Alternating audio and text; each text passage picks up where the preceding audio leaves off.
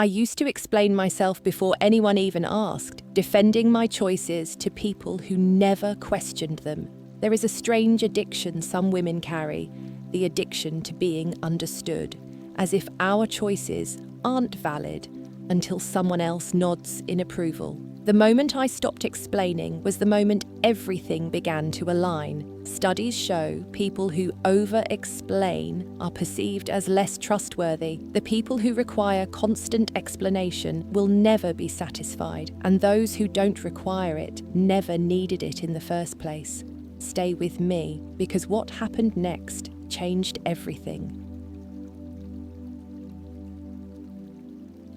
I used to rehearse explanations before conversations even started, preparing defenses for attacks that might never come. If I chose to leave a party early, I had 3 reasons ready. My mind was a courtroom, and I was always on the stand. It came from a childhood where my choices were always questioned. Psychologists call this preemptive justification. Research shows this behavior backfires. Listeners perceive over-explanation as insecurity. The breaking point came during a dinner with people I barely knew. I spent 20 minutes explaining why I changed careers. When I stopped, I realized no one had asked. That night, I asked myself something new. Who am I explaining to, and why do they need to understand? Most people I explained myself to didn't care. They were simply waiting for me to finish. I realized I was explaining myself to ghosts, critical voices from my past that followed me into every room. The courtroom was in my head, and I was the only one who could adjourn it. Therapists call this audience distortion. I made a terrifying commitment. For 1 week, I would not explain any choice unless someone directly asked. The first test came on day 2. A friend asked if I wanted to join a weekend trip. I didn't want to go. The old me would have launched into reasons. Instead, I said, I can't make it this time, but thank you for thinking of me. The silence felt like standing naked in a snowstorm. Every cell screamed to add more, but I held the silence. She said, no problem, and moved on. The world didn't end. By day 4, conversations became easier, shorter, more honest. Dubai in December feels like a dream someone designed on purpose. I was there for a potential partnership. The old me would have rehearsed pitches. The new me walked in with one intention, to be present and speak only when speaking added value. Research shows people who speak less are perceived as more powerful. The man who arrived was named Sebastian. Sharp eyes, the stillness of having nothing to prove. He asked one question. Tell me what you are building. I gave a clear answer in 4 sentences. Then I stopped. The silence stretched like a test. Every instinct screamed to add more, but I remembered the lesson. Negotiation experts call this the power of the pause. Silence creates space for the other person to reveal what they're actually thinking. His expression shifted. Most people talk for 20 minutes when I ask that question, he said. You answered in 30 seconds and waited. He leaned back and smiled. You spoke like someone who knows what they're worth. He offered a partnership larger than what I'd hoped for. My silence had earned something my explanations would have talked me out of.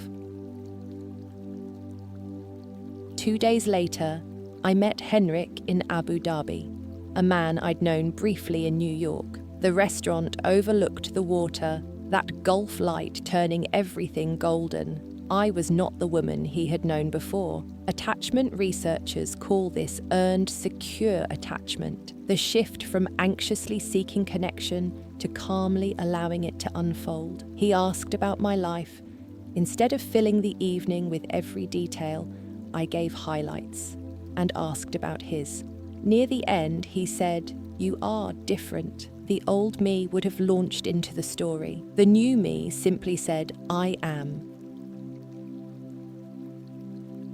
Henrik leaned forward. I want to know what happened, he said, but I get the feeling you're not going to tell me. Social psychology shows mystery increases attraction and interest. The brain is naturally drawn to what it doesn't fully understand. By not explaining, I allowed him to become curious rather than satisfied. Restraint creates pull.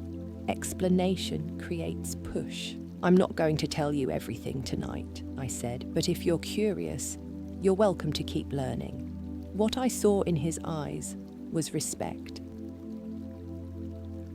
Relationship experts call this pacing intimacy, revealing yourself gradually rather than all at once. Pacing creates sustainable connection. Immediate full disclosure creates intensity that burns out quickly. We walked along the Corniche, the Gulf shimmering under stars. He didn't press for more, and I didn't offer more. The space between what we shared became a kind of intimacy itself. I flew home with something more valuable than a deal or a promise. I had proof that the woman I was becoming was exactly who I wanted to be. Back in New York, I had dinner with Ava and Rachel. I told them about Sebastian and Henrik. I over-explained to my team yesterday, Ava said quietly. Rachel had done the same with someone she was dating. Studies show women are socialized to explain and justify more than men. Unlearning this requires conscious practice and community. We made a pact to notice when we over-explain and remind each other our choices need no defense. The right people will understand without explanation, Rachel said. The wrong people won't understand no matter how much we explain. In the months that followed, I watched my friends transform. Their silence taught them the same lessons mine had taught me. I stopped explaining, and everything aligned, not because silence is magic, but because silence reveals who you really are without the noise of performance. When you stop explaining, you discover who requires justification and who simply accepts. I used to believe explaining was connection. Now I understand over-explanation is often control, managing how people see us. Real connection allows for mystery. You don't owe anyone an explanation for choices that harm no one. Explain when explanation builds genuine understanding, but stop explaining to prevent judgment. That would come regardless. Tonight, I sit surrounded by people who trust me without constant proof.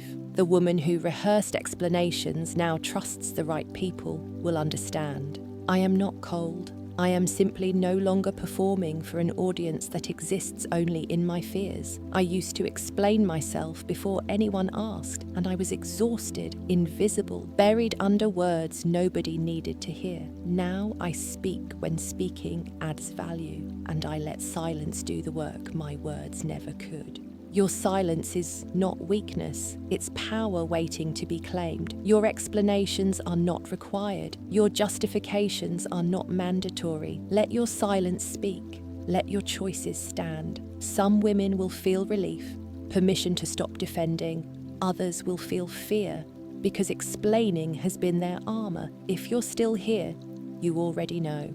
And that, my love, is where alignment begins.